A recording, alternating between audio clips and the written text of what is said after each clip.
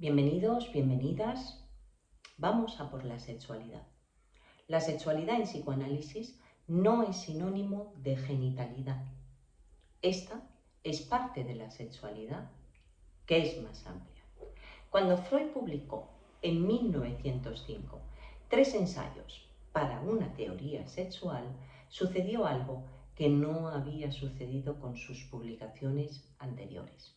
Hasta ese momento se concebía la sexualidad como una respuesta al instinto sexual que se despertaba en la pubertad con el fin de reproducirse.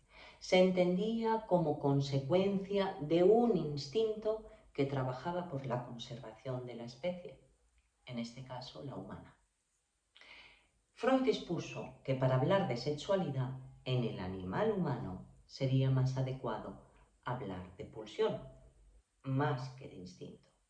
Pero la sociedad del momento, que no iba a dar cabida a capítulos sobre desarrollo sexual en libros dedicados a la infancia, periodo de pureza o a una sexualidad que no respondiera a fines reproductivos o entre humanos del mismo sexo, se sumó al rechazo que se extendía desde el campo médico y científico de la época.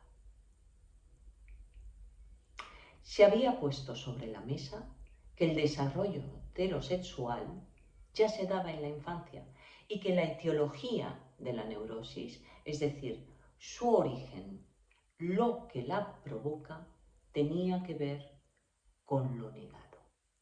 Lo cual nos da un enlace para entender por qué en psicoanálisis ya no hablamos de subconsciente, por debajo de la conciencia, sino de inconsciente, no consciente.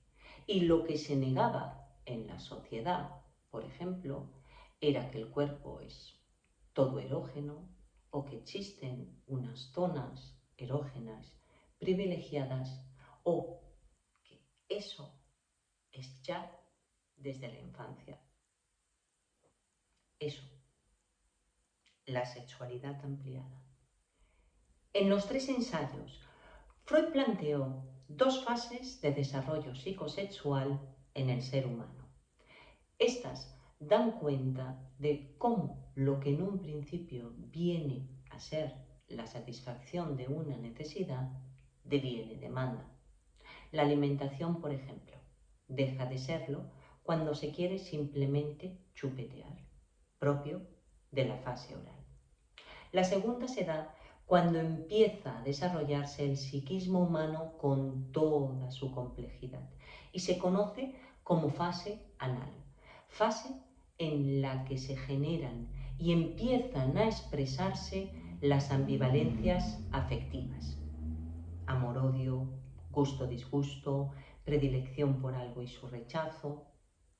La tercera no aparece hasta 1923 en el artículo La organización infantil.